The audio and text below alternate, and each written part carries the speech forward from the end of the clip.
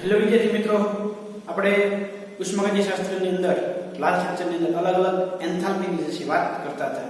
તેમાં દહન એન્થાલ્પી છે, શ્વસન એન્થાલ્પી છે, ત્યાર પછી દ્રાવણની એન્થાલ્પી છે, ત્યાર પછી આયનીકરણ એન્થાલ્પી છે. એવી અલગ અલગ એન્થાલ્પી જે છે એ બધી આ તટસ્થીકરણની એન્થાલ્પી છે. બરોબર? તો એ બધી અલગ અલગ પ્રકારની એન્થાલ્પી આવે. એમાં 2 થી 3 એન્થાલ્પી જે છે એ આપણે ભણવાની બાકી છે. બધી આપણે લાસ્ટ લેક્ચરની અંદર દરેકનો અભ્યાસ જે છે પૂરો કર્યો. એમાં જે છે મિત્રો તમને પરમાણુ એન્થાલ્પી છે, દહન એન્થાલ્પી છે, એ બધી ડિસ્કશન આપણે લાસ્ટ લેક્ચરની અંદર કરી ગયા. બરોબર? તો મિત્રો એ એન્થાલ્પીમાં હવે આપણે આગળ જે છે એ આજે ભણવાનું છે. એમાં એક છે દ્રાવણની એન્થાલ્પી,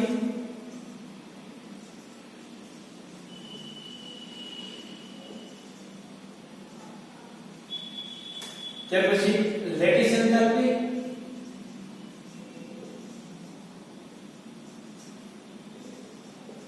ત્યાર પછી આયનીકરણ એન્થાલ્પી.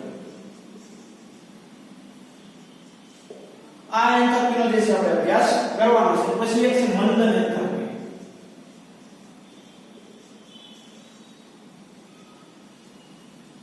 પછી એક છે મંદન એન્થાલ્પી. આટલાનો આપણે અભ્યાસ આજે પૂર્ણ કરવાનો છે. ક્લિયર? આટલું જે છે એ પૂર્ણ થાય એટલે આપણે એન્થાલ્પીનો અભ્યાસ જે છે થિયરી પૂરી થાય. ત્યાર પછી ન્યુમેરિકલ્સ બેઝ, એમસીક્યુ બેઝ જે છે આપણે ડિસ્કશન કરવાના છીએ. તો આપણે આ શાંતિથી દ્રાવણની એન્થાલ્પી એટલે શું, કોને દ્રાવણની એન્થાલ્પી કહેવાય, કેવા પ્રકારની હોય, ત્યાર પછી લેટિસ એન્થાલ્પી એટલે શું, એમાં બોર અને હાર્બર સાયકલનો અભ્યાસ કરવાનો, ત્યાર પછી આયનીકરણ એન્થાલ્પી, ત્યાર પછી મંદન એન્થાલ્પીનું જે છે આપણે ડિસ્કશન કરી દઈએ. બરોબર? તો જોઈએ દ્રાવણની એન્થાલ્પી. દ્રાવણ એટલે સોલ્યુશન, એટલે એનો સિમ્બોલ જે છે મિત્રો, એનો સિમ્બોલ જે છે ડેલ્ટા SOL આનો સિમ્બોલ છે.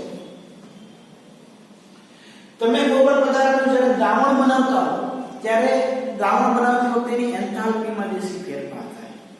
એ એન્થાલ્પીમાં ફેરફાર થાય, એ એન્થાલ્પીને આપણે ગણીએ એટલે એ કહેવાય છે દ્રાવણની એન્થાલ્પી. તમે કોઈ પણ પદાર્થનું શું કરો છો, દ્રાવણ બનાવો છો. ધારો કે હું NaCl ને હું પાણીમાં ઉમેરું, NaCl એમાં દ્રાવ્ય થાય ત્યારે એમાં માઇનોર એન્થાલ્પી ફેરફાર થાય. કેટલો એન્થાલ્પી ફેરફાર થાય આપણે ગણવો પડે. તો ત્યારે જે એન્થાલ્પીમાં ફેરફાર થયો એને દ્રાવણની એન્થાલ્પી તરીકે ઓળખવામાં આવે. તો પદાર્થના દ્રાવણની એન્થાલ્પી એ એન્થાલ્પી ફેરફાર છે. જ્યારે 1 મોલ પદાર્થને નિશ્ચિત જથ્થાના દ્રાવકમાં ઓગાળવામાં આવે, ખાસ શરત થઈ. જ્યારે 1 મોલ પદાર્થને નિશ્ચિત જથ્થાના દ્રાવકમાં ઓગાળવામાં આવે ત્યારે અનંત મંદને દ્રાવણની એન્થાલ્પી એ એન્થાલ્પી ફેરફાર છે. અનંત મંદને લઈ જવાનો, દ્રાવણ ક્યાં સુધી લઈ જવાનો, અનંત મંદને. ત્યારે જે ફેરફાર થાય એ ફેરફારને દ્રાવણની એન્થાલ્પી કહેવાય. જે પદાર્થને દ્રાવકના અનંત જથ્થામાં ઓગાળવામાં આવે છે ત્યારે આયનો અને અણુ વચ્ચે પારસ્પરિક ક્રિયાઓ કેવી રીતે અવગણ્ય થઈ જાય. એટલે મિત્રો ધારો કે હું જે છે એ 10 ગ્રામ NaCl 100 લીટર પાણીમાં દ્રાવ્ય કરું તો એ અનંત મંદને પહોંચી ગયું હોય. ત્યારે NaCl માં રહેલા Na+ અને Cl- વચ્ચેની જે પારસ્પરિક ક્રિયા જે કેવી થઈ ગઈ તો ગણી શકાય તેવી થઈ ગઈ હોય. ક્યાં લઈ ગયો મને ભાઈ, તો કાને હું લઈ ગયો અનંત મંદને લઈ ગયો. એટલે એમાં રહેલા આયન હોય એ આયનની પારસ્પરિક ક્રિયા કેવી થઈ જાય, ન ગણી શકાય તેવી થઈ જાય. અને ત્યારે જે એન્થાલ્પી ફેરફાર મળે એ એન્થાલ્પી એટલે દ્રાવણની એન્થાલ્પી. ઓકે? પદાર્થના દ્રાવણની એન્થાલ્પી એ એક પ્રકારનો એન્થાલ્પી ફેરફાર છે. જ્યારે 1 મોલ પદાર્થને નિશ્ચિત જથ્થાના દ્રાવકમાં ઓગાળવામાં આવે ત્યારે અનંત મંદને દ્રાવણની એન્થાલ્પી એ એન્થાલ્પી ફેરફાર છે. જે પદાર્થને દ્રાવકના અનંત જથ્થામાં ઓગાળવામાં આવે છે અને જ્યારે આયનો એટલે કે અમારે ઉદાહરણ તરીકે N+ અને Cl- એમની વચ્ચેની પારસ્પરિક ક્રિયાઓ કેવી થઈ જાય, અવગણી શકે તેવી થઈ જાય અને ત્યારે આપણને એન્થાલ્પી ફેરફાર મળે. આગળ જ્યારે આયનીય સંયોજનને દ્રાવકમાં ઓગાળવામાં આવે તો તેમના આયનો સ્ફટિક લેટિસમાં ક્રમબદ્ધ સ્થાન છોડે. મિત્રો NaCl જે છે ને FCC પ્રકારનું બંધારણ દર્શાવે. FCC એટલે શું એ તમને અત્યારે સમજાશે નહીં, પણ એક ચોક્કસ એરેન્જમેન્ટ હોય. તો તમે એકમ કોષ એવું ભણી ગયા છો. આ NaCl કાયનિક પદાર્થ છે, એને ચોક્કસ એની ગોઠવણી હોય એના આયનની. FCC પ્રકારની એરેન્જમેન્ટ ધરાવે. FCC 12th માં તમને ક્યાંથી સમજાવવાનું હું તો જાણકારી માટે કહું. કેવા પ્રકારની બંધારણ ધરાવે? FCC પ્રકારની. એટલે કે ક્રમબદ્ધ એવી ગોઠવણી હોય. તમને ક્લાસમાં બેસાડ્યો હોય તો બેન્ચીસ પ્રમાણે એક પછી કેમ ક્રમબદ્ધ બેસાડવામાં આવે. એક ક્લાસની એરેન્જમેન્ટ કહેવાય. તો એવી જ રીતે આ NaCl છે એ આયનિક પદાર્થ છે. એમાં રહેલા ધનાયન અને ઋણાયનની એક ચોક્કસ ગોઠવણી હોય એના પદાર્થની અંદર. એની લેટિસ ગોઠવણી કહેવાય, સ્ફટિક લેટાઇસ. તેઓ દ્રાવણમાં વધુ મુક્ત હોય છે. એટલે ભાઈ NaCl ઘન હતું, હવે એ દ્રાવણમાં આવી ગયા. આ સોલિડ હતું, હવે દ્રાવણમાં આવી ગયા એટલે જલીય થઈ ગયા, એટલે એક્વિયસ જલીય એટલે એક્વિયસ થઈ ગયા. એટલે એની ગોઠવણી ચોક્કસ રહેતી નથી. પણ આ આયનોનું દ્રાવક યોજન એટલે કે સોલ્વેશન, જે પાણી દ્રાવક હોય તો જલીયકરણ પણ એને કહેવામાં આવે છે. જો યાદ રાખજો, દ્રાવક તરીકે પાણી હોય તો એને જલીયકરણ કહેવાય. બીજો દ્રાવક હોય તો એને સોલ્વેશન કહેવાય. એટલે આને સોલ્વેશન તો કહેવાય કે પાણી ઉમેર્યું કે જલીયકરણ શું કહેવાય, સોલ્વેશન તો કહેવાય કે અન્ય કોઈ દ્રાવક હોય તેને શું કહેવાય, સોલ્વેશન તરીકે એમ કહેવાય. તે સમય સાથે થાય છે. આ આયનીય સંયોજન ABS માટે નીચેની આકૃતિ દર્શાવી છે. જો એક ઘન પદાર્થ છે ABS,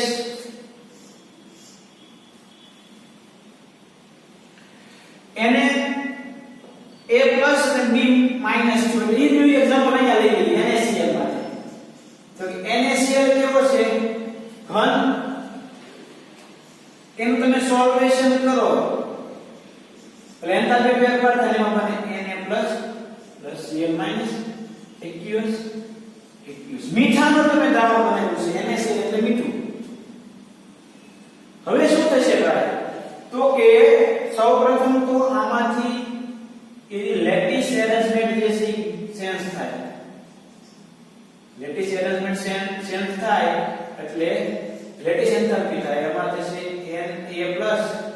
Na+ Cl-. અને ત્યાર પછી તમે પાણી ઉમેરો ત્યારે એનું હાઇડ્રેશન થયું. હું એનું હાઇડ્રેશન ત્યારે જે એન્થાલ્પી ફેરફાર થાય એને કહેવાય એની હાઇડ્રેશન એન્થાલ્પી. NaCl ઘન હતો, એની લેટિસ એરેન્જમેન્ટમાં એક વિક્ષેપ ઉત્પન્ન થયો, Na+ ગેસ Cl- ગેસ થયું, એનું પછી હાઇડ્રેશન થયું. પાણીમાં દ્રાવણ એન્થાલ્પી સોલ્યુશન છે, લેટિસ એન્થાલ્પી છે અને આયનિક એન્થાલ્પી હાઇડ્રેશન છે. એટલે સોલ્વેશન બરાબર શું થાય? તો હેઝનો નિયમ ભણી ગયા કે સોલ્વેશન બરાબર SOL બરાબર શું થાય ભાઈ? તો કે બીજા તબક્કા જેટલા હોય બધાના એન્થાલ્પીનો સરવાળો. તો કે બરાબર lattice enthalpy plus hydration enthalpy, આ બેનો શું થાય? સરવાળો થાય. હેઝનો નિયમ ભણી ગયા ને? એ પ્રક્રિયા એક કરતા વધારે તબક્કામાં થતા હોય તો દરેક તબક્કાનો શું કરવાનો? એન્થાલ્પીનો સરવાળો કરવાનો. એટલે આપણે મૂળ પ્રક્રિયાની એન્થાલ્પી જે છે એ મળશે. એ જ વસ્તુ અહીંયા થઈ. ખાસ મિત્રો સમજવા માટે યાદ રાખવા માટે અગત્યનું છે, તમે અનંત મંદને લઈ જાવ ત્યારે કોઈ પણ દ્રાવક અનંત ઉમેરો ત્યારે એમાં ધન આયન કે ઋણ આયન હોય એમનું પારસ્પરિક ક્રિયા કેવી થઈ જાય? અવગણ્ય થઈ જાય. FCC દ્રાવક તો પાણી તો જલીય કહેવાય, બાકી સોલ્વેશન કહેવાય. આ એક ઉદાહરણથી સમજાવ્યું છે ભાઈ કે Na+ Cl- aqueous થયું, સોલ્વેશન આ બેના સરવાળા બરાબર થાય. મોટા ભાગના આયનીય સંયોજનો માટે સોલ્વેશન ધન હોય છે અને વિયોજન પ્રક્રિયા ઉષ્મા શોષક હોય છે. મિત્રો મોસ્ટ ઓફ આ કેવી હોય ભાઈ? ઉષ્મા શોષક હોય એટલે કે કેવી હોય પોઝિટિવ હોય સોલ્યુશન એન્થાલ્પી કેવી હોય દ્રાવણ એન્થાલ્પી મોસ્ટલી કેવી હોય ધન હોય આથી ઘણા બધા ક્ષારોની પાણીમાં દ્રવ્યતા તાપમાનના વધારા સાથે વધે ખાસ મિત્રો કોઈ પણ આયન હોય શોર્ટકટ છે આયન ની દ્રવ્યતા directly proportional to temperature T તમને ખબર છે કે ગરમ પાણીમાં મીઠું દ્રવ્ય થાય ઠંડા પાણીમાં મીઠું દ્રવ્ય થાય બેમાં દ્રવ્ય થવાની ઝડપ અલગ અલગ હોય યાર ટ્રાય કરજો ઘરે એક ગ્લાસમાં ઠંડુ પાણી લેવાનું એક ગ્લાસમાં ગરમ પાણી લેવાનું બેમાં એક ચમચી મીઠું નાખવાનું શેમાં મીઠું ઝડપથી દ્રવ્ય થાય તો કે જેમાં તાપમાન વધારે હતું ને એમાં દ્રવ્યતા ઝડપથી થશે NaCl એટલે કે તાપમાનના વધારા સાથે દ્રવ્યતા વધે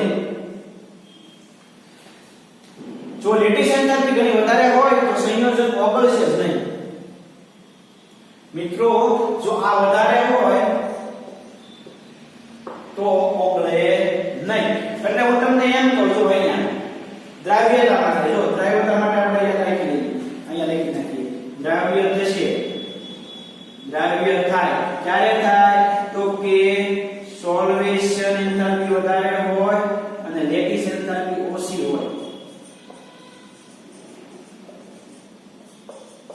લેટિસ ઓછી હોય ને સોલ્યુશન વધારે દ્રાવ્ય થાય ત્યાર પછી દ્રાવ્ય ન થાય જ્યારે મિત્રો સોલ્વેશન એન્થાલ્પી એટલે કે દ્રાવણની એન્થાલ્પી ઓછી હોય અને એની લેટિસ એન્થાલ્પી જે છે એના આયનની લેટિસ એન્થાલ્પી જે છે કેવી હોય વધારે હોય કોઈ બધા દ્રાવ્ય થશે કે કેમ એ નક્કી કરવા માટે આ ઉપયોગ થાય દ્રાવણની એન્થાલ્પી તો આ લેટિસ એન્થાલ્પી એટલે શું ભાઈ પહેલા તો તમને એક વસ્તુ ખ્યાલ હોવો જોઈએ તો સિમ્પલ તમને સમજાવું જો લખી નાખજો આમાં વાક્ય અલગ હશે તો હું બોલું આયનિક પદાર્થમાં રહેલા ધન આયન અને ઋણ આયનને એકબીજાથી અનંત અંતરે દૂર કરવા માટે આપવી પડતી ઊર્જા એને કહેવાય લેટિસ એન્થાલ્પી આયનીય સંયોજનમાં રહેલા ધન આયન અને ઋણ આયનને એકબીજાથી અનંત અંતરે દૂર કરવા માટે જે ઊર્જા આપવી પડે એ ઊર્જાને કહેવાય લેટિસ એન્થાલ્પી તો લેટિસ એન્થાલ્પી વધારે હોય તો દ્રવ્ય ન થાય તો લેટિસ એન્થાલ્પી ઓછી હોય તો દ્રવ્ય થશે કોઈ પણ પદાર્થ શા માટે ક્લોરાઇડ સંયોજનો તેમના અનુરૂપ ક્લોરાઇડ સંયોજનો કરતા ઓછા દ્રવ્ય હોય નવો ક્વેશ્ચન આવ્યો ક્લોરાઇડ અને ક્લોરાઇડ તો મિત્રો ક્લોરાઇડ સંયોજનો છે સ્વભાવે સહસંયોજક છે સહસંયોજક છે એટલે એની લેટિસ વધારે છે જ્યારે આ કેવા છે આયનીય છે આંશિક એટલે એની લેટિસ કેવી છે ભાઈ લેટિસ ઓછી એટલા માટે ક્લોરાઇડ સંયોજનો ઝડપથી દ્રવ્ય થશે ક્લોરાઇડ સંયોજનો ઓછા દ્રવ્ય થશે તમને એવો ક્વેશ્ચન પૂછવામાં આવે કેમ ભાઈ ક્લોરાઇડ સંયોજનો તેમના અનુરૂપ ક્લોરાઇડ સંયોજનો કરતા ઓછા દ્રવ્ય હોય તો મિત્રો આપણે ઉદાહરણ તરીકે લઈ લઈએ NaF અને NaCl એમાં દ્રવ્યતાનો ક્રમ આ બધું બોર્ડ પર છે લખતા જજો દ્રવ્યતા આ રીતે હોય કેમ તો કે આ સહસંયોજક હોય આ કેવો સ્વભાવે આયની હોય આની સરખામણીમાં સહસંયોજક હોય આની લેટિસ એ ઓછી હોય વધુ હોય લેટિસ કેવી હોય વધુ હોય જ્યારે આની લેટિસ કમ્પેરિઝનમાં કેવી હોય ઓછી હોય કે દ્રવ્ય થાય આ દ્રવ્ય ન થાય એન્થાલ્પી ફેરફારની માત્ર બંધ ઊર્જા અને લેટિસ ઊર્જાના કોષ્ટકનો ઉપયોગ કરીને કરી શકાય એન્થાલ્પી ફેરફાર કઈ રીતે થશે કોનો ઉપયોગ થશે બંધ એન્થાલ્પી અને લેટિસ એન્થાલ્પીના આધારે થશે એ આપણે કરી શકીશું મિત્રો આની સ્લાઇડ તમને સમજાઈ ગઈ મોટા ભાગના જો આખી સ્લાઇડ નો બોર્ડ લઈ આવી ગયું છે જોતા તો અહીંયા મોટા ભાગની એન્થાલ્પી કેવી હોય સોલ્યુશન ઉષ્મા શોષક એટલે કે ધન હોય તાપમાનના વધારે સાથે દ્રવ્યતા વધે જો લેટિસ એન્થાલ્પી વધારે હોય તો દ્રવ્ય ન થાય પદાર્થ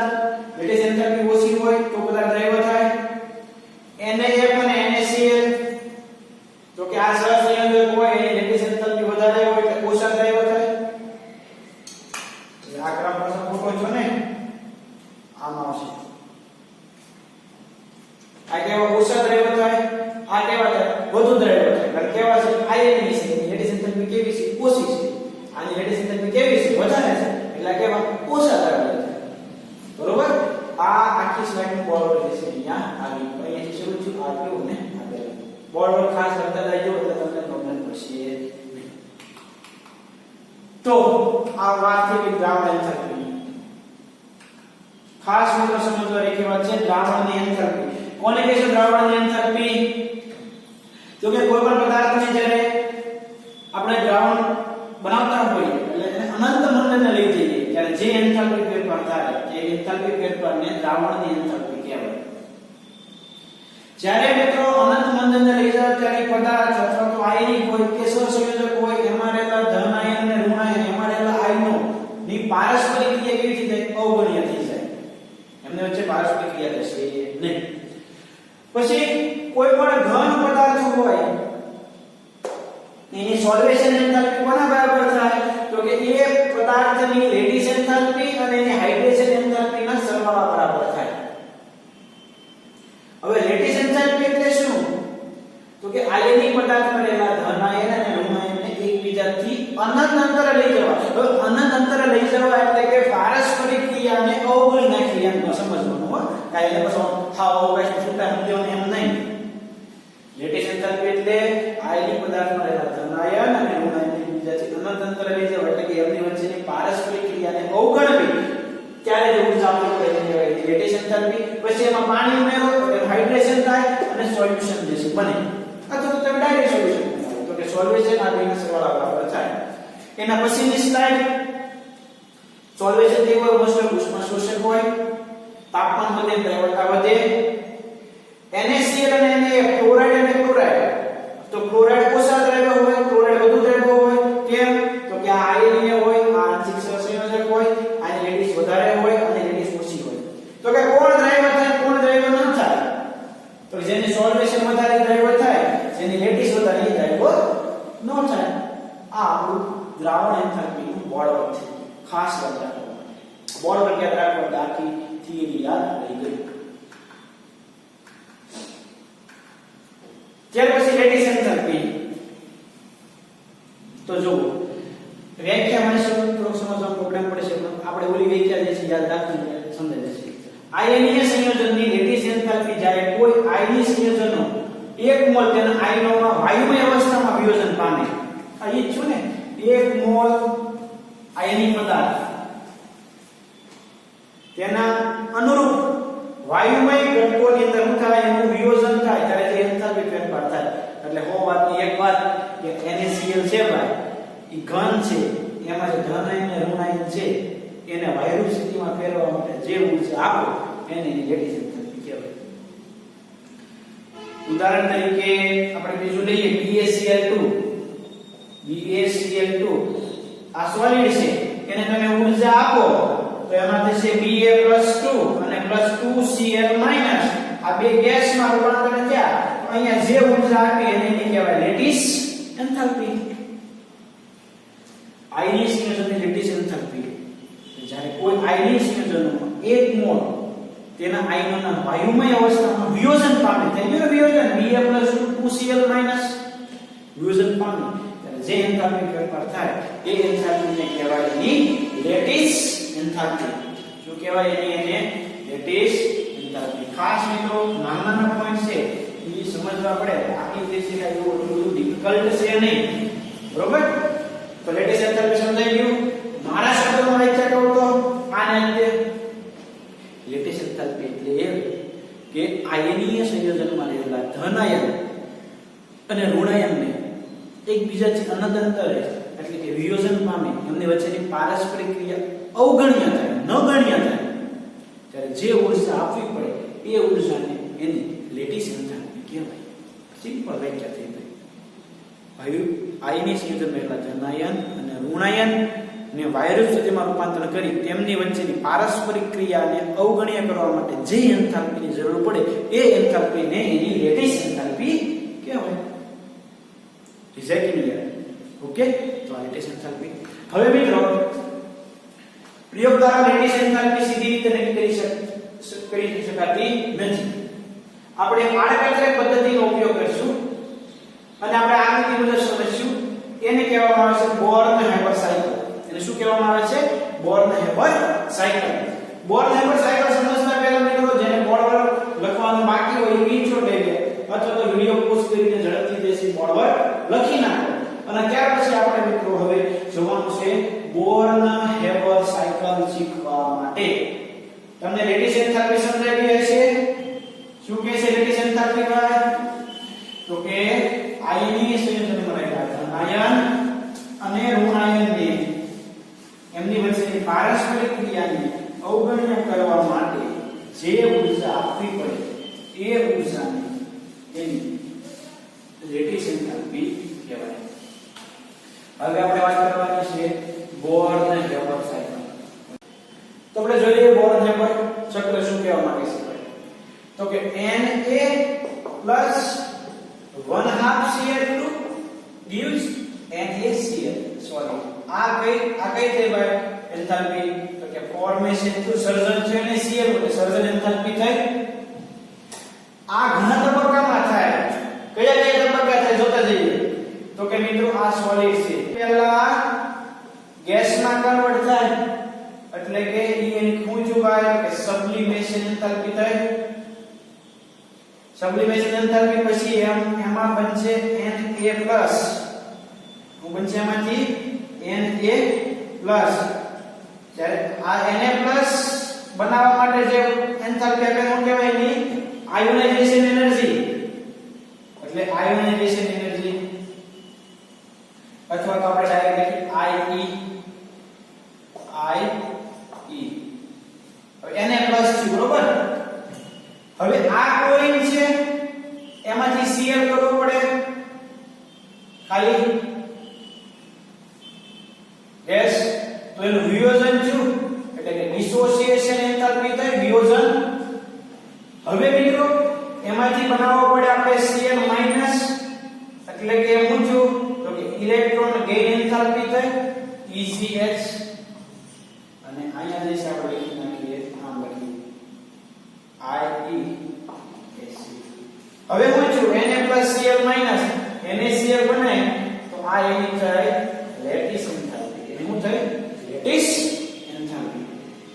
તો લેટિસ એન્થાલ્પી બરાબર શું થાય ભાઈ? તો કે જો એની ફોર્મેશન હતી કેટલી હતી એના બરાબર એની સબ્લિમેશન એનર્જી એની સબ્લિમેશન એન્થાલ્પી પ્લસ એની આયનીકરણ એન્થાલ્પી એની શું છે આયનીકરણ એન્થાલ્પી પ્લસ એની ડિસોસિએશન એટલે કે વિઘટન એન્થાલ્પી પ્લસ એની ઇલેક્ટ્રોન ગેઇન એન્થાલ્પી વત્તા એની લેટિસ એન્થાલ્પી. આ બધાનો સરવાળો કરો ત્યારે ફોર્મેશન મળે.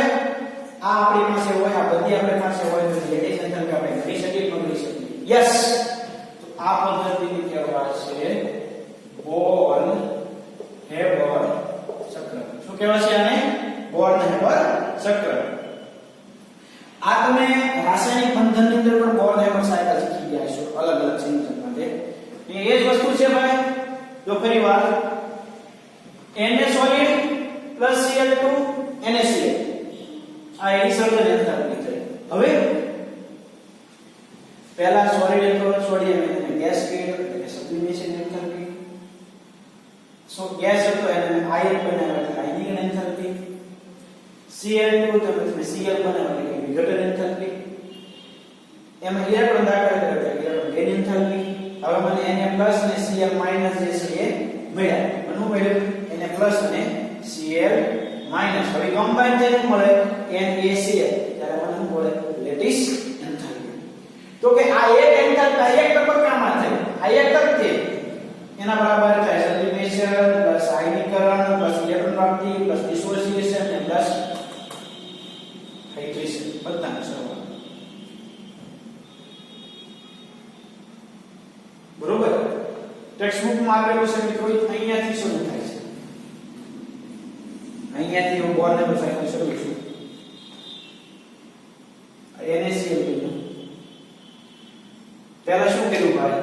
તો કે સોલિડ હતો એમાંથી સોડિયમ ગેસ બનાવ્યો ત્યારે સબ્લિમેશન પછી આયનીકરણ આયન બનાવ્યો સોડિયમ ને ત્યાર પછી ક્લોરીન એનું વિઘટન કર્યું એટલે બોન્ડ ડિસોસિએશન કર્યું પછી એનું I ની ગણતરી કર્યું અને પછી એની લેટિસ એન્થાલ્પી. આ NaCl માટેનું બોર્ન-હેમર સાયકલ છે. કોઈ એમ કે સાહેબ મારે NaCl ને મારે MgCl2 માટે બોર્ન-હેમર સાયકલ ભણવું છે તો લા ભાઈ તમે એના માટે કહી દઈએ. આમાં ક્યાં આપણે ઊંધાવાની વાત છે. MgCl2 નું બોર્ન-હેમર સાયકલ કોનું MgCl2 નું તો જુઓ Mg solid plus Cl2 gas gives MgCl2 solid. શું આવશે તો કે ફોર્મેશન એન્થાલ્પી. હવે શું કરવાનું તો આ ઘન છે ને પેલા શેમાં કન્વર્ટ કરવાના Mg ગેસ ની અંદર એટલે કે એની સબલિમેશન. આને શેમાં કન્વર્ટ કરવાના Mg + 2 ની અંદર એટલે કે એની I ની ગણ એન્થાલ્પી. પછી આનું કરવાનું તો કે ડિસોસિએશન એન્થાલ્પી. ત્યારે મને મળે 2Cl સોરી 2Cl. પછી આને શું કરવાનું તો કે ઇલેક્ટ્રોન પ્રાપ્તિ એન્થાલ્પી મળે Cl - 2Cl આ બેનો સરવાળો કોના બરાબર થાય તો કે એની લેટિસ એન્થાલ્પી બરાબર થાય. આ તે MgCl2 માટે બોર્ન-હેમર સાયકલ.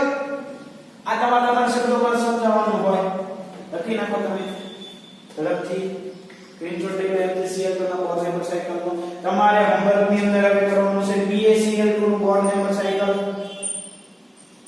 કોનું કરશો BaCl2 નું બોર્ન-હેમર સાયકલ. આવડી જાય કે આવડી જાય સાહેબ ઈજી છે ભાઈ. જોતા જઈએ હવે આપણે આ લખાઈ ગયું હોય તો આપણે NaCl ના બોર્ન-હેમર સાયકલ ની થિયરી જે છે એ સ્લાઇડ માંથી જોતા જઈએ અને આપણે આગળ વધતા જઈએ. પહેલા સ્ટેપમાં શું કરશો તમે જો એકડો લખ્યું ના એને સોડિયમ સોલિડ હતો એને ગેસમાં કન્વર્ટ કર્યો ત્યારે ઊર્જા આપવી પડી. કેટલી આપવી પડી 108.4 કિલોજુલ/મોલ. એ સોડિયમ ગેસ ને શેમાં કન્વર્ટ થયો બીજા સ્ટેપ ની અંદર સોડિયમ આયન માં કન્વર્ટ થયો ત્યારે મારે એની આયનિક એન્થાલ્પી કેટલી ઊર્જા છે 496 કિલોજુલ/મોલ. પછી શું થયું તો કે Cl2 ના બંધ તોડીને ક્લોરીન બનાવવું પડ્યું, ડિસોસિએશન કરવું પડ્યું, વિઘટન કરવું પડ્યું, એને વિયોજન કરવું પડ્યું, એનું બંધ વિયોજન કરવું પડ્યું. ડિસોસિએશન કયો, બંધ વિયોજન કયો, બંધ એન્થાલ્પી કયો બધું એક મિનિટ. જો ક્લોરીન બનાવ્યો છે 121.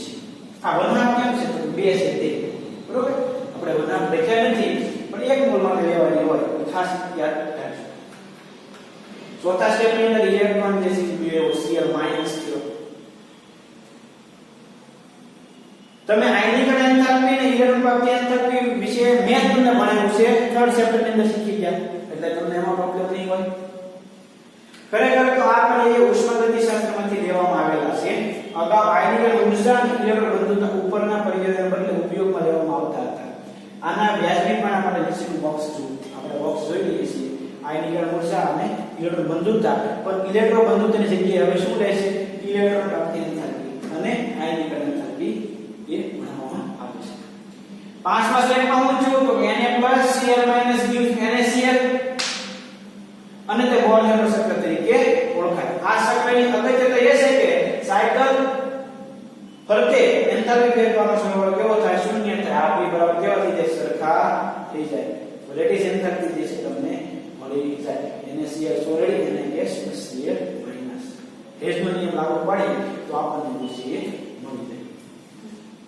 તો હેઝનો નિયમ અંતર્ગત તબક્કાની એન્થાલ્પીનો સરવાળો એમાં અલગ અલગ હોય તો ફોર્મેશન કરી શકો તમે લેટેસ્ટ એન્થાલ્પી ગણી શકો.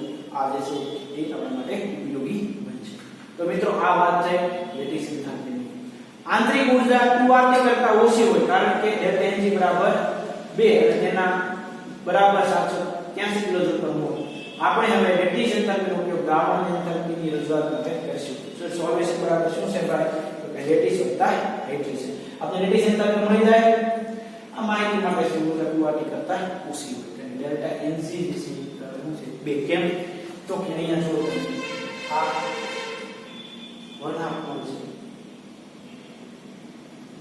બરોબર કોઈ પર 0 છે એટલે કે ટેન્શન નથી. એટલે 2RT કરતા તે ઓછી સમીકરણના આધારે ડેલ્ટા S બરાબર ડેલ્ટા S બરાબર ડેલ્ટા Ng સમીકરણનો ઉપયોગ કરવાનો છે.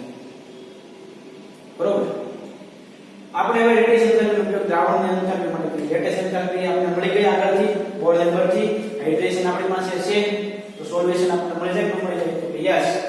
તો 1 મોલ NaCl માટે લેટિસ એન્થાલ્પી કેટલી છે? 783 કિલોજૂલ પર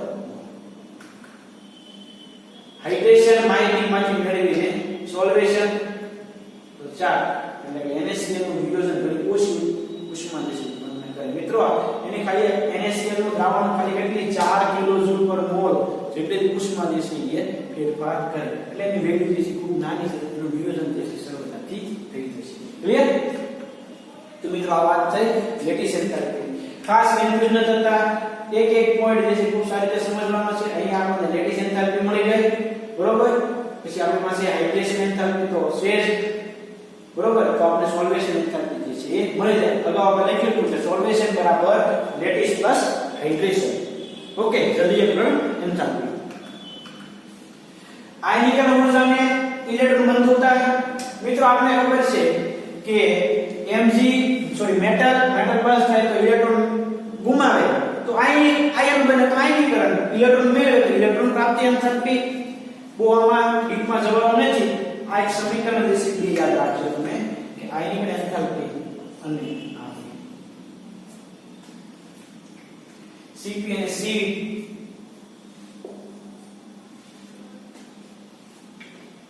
બાકી આ બહુ અગત્યનું નથી.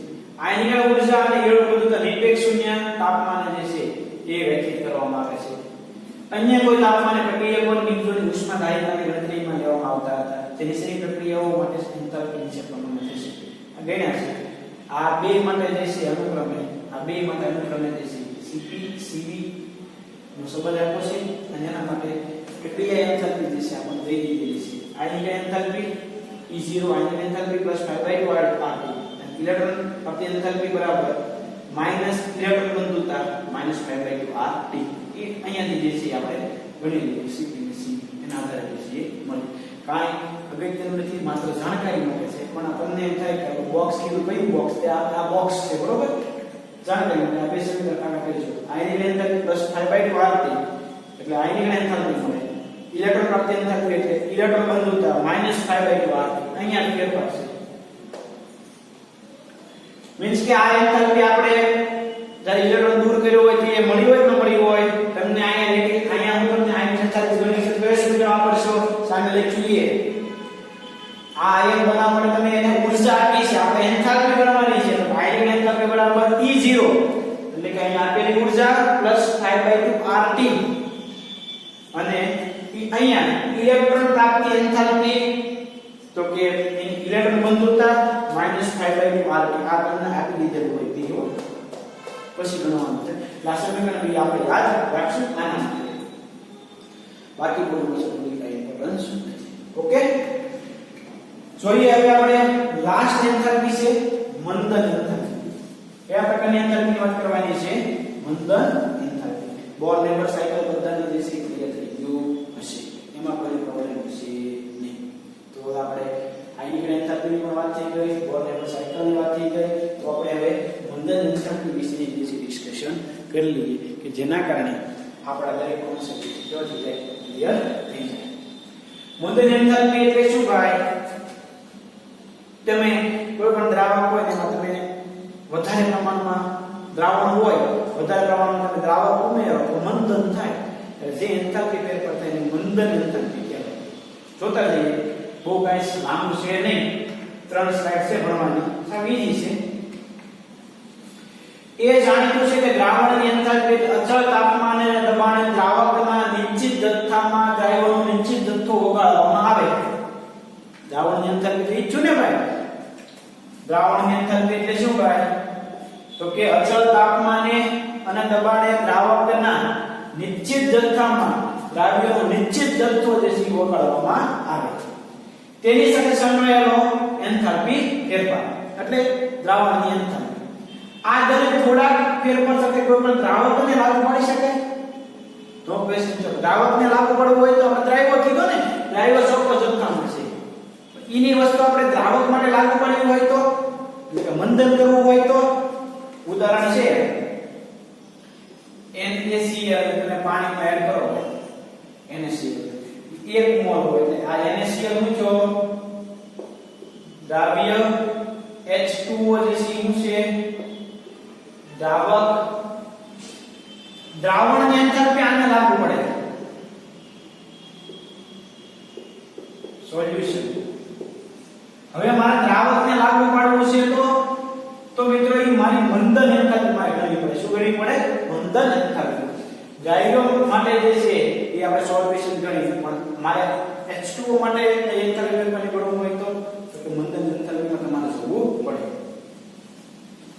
1 મોલ હાઇડ્રોજન ક્લોરાઇડ વાયુને 10 મોલ પાણીમાં NaCl ઉદાહરણ આપે છે જો આપણે જે છે એ ઉદાહરણથી સમજતા જઈએ એટલે તમને જે છે એ પ્રોબ્લેમ ન પડે ઓલું જે છે તો મગજમાં રાખજો કે દ્રાવ્ય માટે તમે લો તો તમને શું મળશે ભાઈ તો કે દ્રાવણની એન્થાલ્પી દ્રાવક માટે લો તો શું મળશે મંદન એન્થાલ્પી 1 મોલ હાઇડ્રોજન ક્લોરાઇડ એટલે કે HCl કેટલા છે 1 મોલ એને કેટલા ml પાણીમાં 10 ml H2O માં ઓગાળવામાં આવે તો એન્થાલ્પી ફેરફાર નીચેના સમીકરણ વડે રજૂ કરી શકાય અનુકૂળતા માટે આપણે એક્યુએસ વડે દર્શાવીશું તો જુઓ તો HCl જે છે કેટલા છે ભાઈ 1 મોલ 10 ml H2O છે એટલે હું છું ભાઈ તો HCl 10 એક્યુએસ ત્યારે એનો એન્થાલ્પી ફેરફાર કેટલો છે -69.01 એટલે મેં 1 મોલ હાઇડ્રોક્લોરિક એસિડ ને 10 ml પાણીમાં નાખ્યો ત્યારે થતો એન્થાલ્પી નો ફેરફાર છે -6901 કિલો જૂલ પર મોલ એટલે કે આટલી ઉષ્મા જે છે શું થાય છે ભાઈ મુક્ત થાય છે એટલે ઉષ્મા ક્ષેપકની પ્રક્રિયા થાય એટલે શું થાય ઉષ્મા ક્ષેપકની પ્રક્રિયા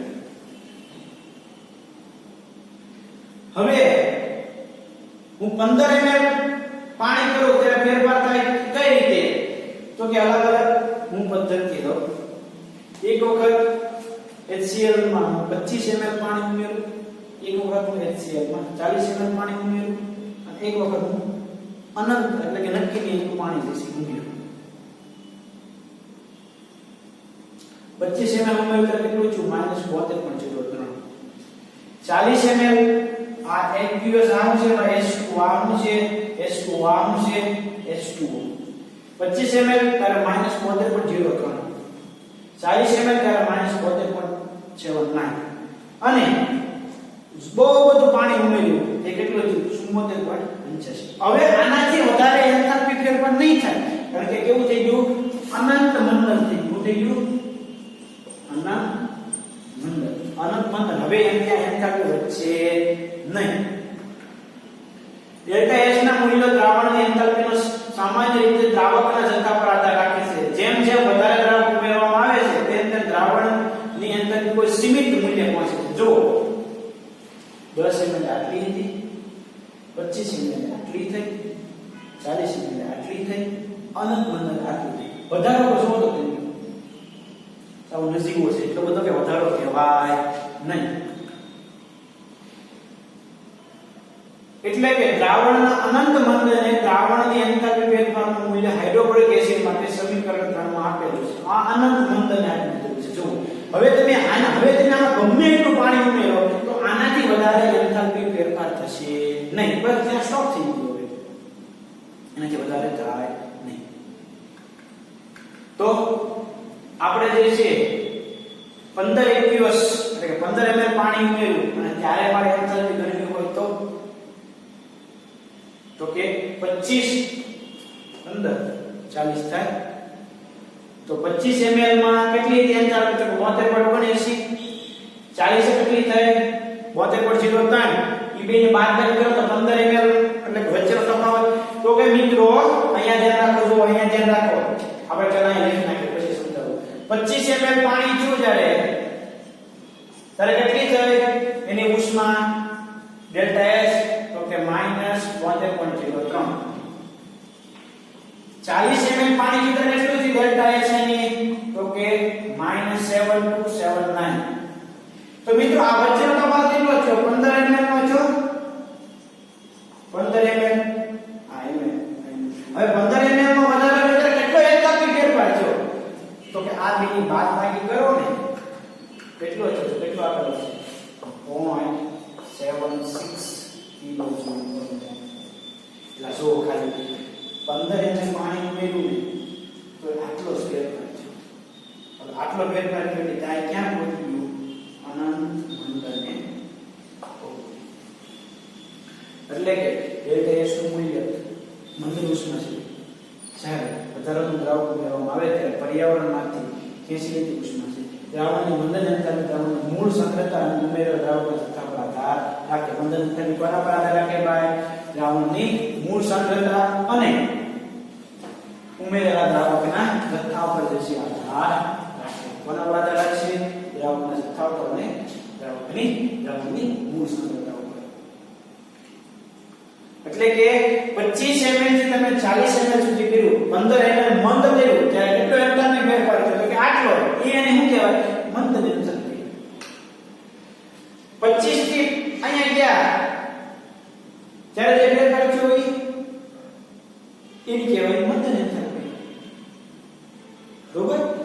હવે તમે આમાં વધારે ગમે પાણી ઉમેરો, હવે મંદ થશે નહીં. તો મિત્રો આ જે છે આપણા માટે ખાસ અગત્યની વાત થઈ કે સમીકરણ S1 માંથી H2 ને જે છે બાદ કર્યું.